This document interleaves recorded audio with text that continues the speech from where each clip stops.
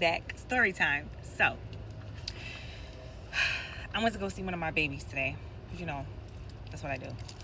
Um, in my suicide prevention journal, I teach about finding your hope and your peace for the day because you have to look for it every single day if you want to survive. Okay. More about it. If you want to go and get my suicide prevention journal, go on Amazon and search "Don't Do It: The Black Girl Self-Help Guide to Suicide Prevention." It'll come up, get it, and then you go through the whole 21-day prompt so that you don't commit suicide. But anyway, focus. So listen. So I had to look for my piece for the day. Okay. Reason why is because the other day I had to go turn in my earrings that my mother got me. If you don't know, my mom passed away, right? I turned in my earrings because the hanging loop for it wasn't connecting anymore. Those earrings are 22 years old. I'm 38. My mother got me those earrings when I was 16 years old. Okay? 22 years I've had these earrings. The earrings that I'm talking about are these, right? If you go through my page, it's the very long, thin gold earrings. I've had those earrings for 22 years. My mother brought them for me when I was 16 years old, okay? So I had to go and turn them into K Jewelers, and I cried like she died again. That's how it felt, okay? So, because I'm in my feelings, my emotions, I said, Dana, practice what you preach.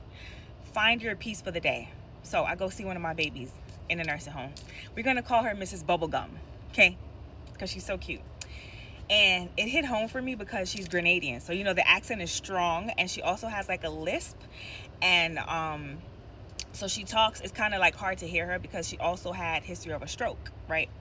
So I had to really sit next to her to understand what she's saying. So we're doing this. I'm doing her assessment, all the things.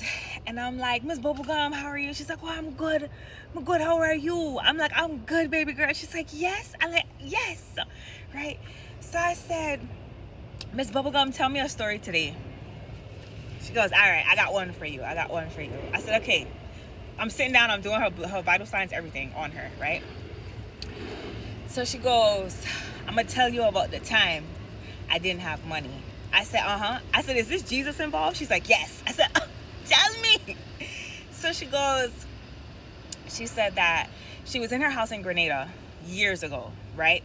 And she said that something was happening in the bottom of her house. Remember, I'm trying to understand her because her pronunciation with words are kind of off because she had the history of the stroke.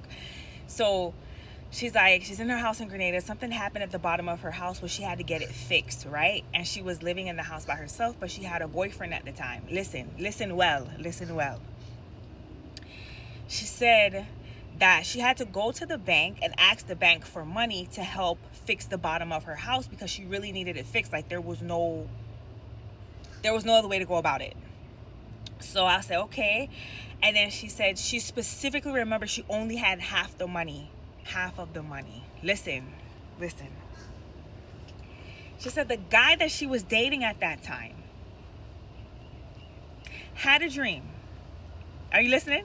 Had a dream and told her that God told him for her to go to a specific place and get the rest of the money, the exact half of the amount that she needed to go fix the bottom of her house.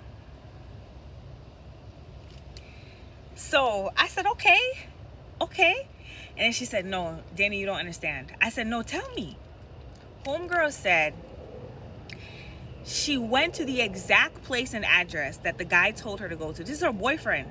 The exact place and address that the guy told her to go to. She said when she got there, the guy told her to go to a specific person. And then she said when she got there, the person gave her the exact amount that she needed to the penny. I said, okay. She said, no, Danny, you don't understand. I said, I'm trying to, girl. Tell me. So she's like, she said she did not believe in Jesus or dreams until that happened. I said, what? She said, Dana, I did not believe in Jesus or dreams until that happened. She said, now you can't get me to stop praying. She said, morning and night, I'm praying to my God. I said, what? She was like, for her, that's all it took. Are you hearing me? So if you're having a hard time believing in God because certain hiccups has been happening in your life and you like, God, where are you? Baby, he's there. And sometimes he will use somebody that's next to you, a friend, or somebody, to show you that he has been there the whole time. But you got to be willing to listen, and you have to be willing to accept the voices of other people when they tell you what to do. Bye.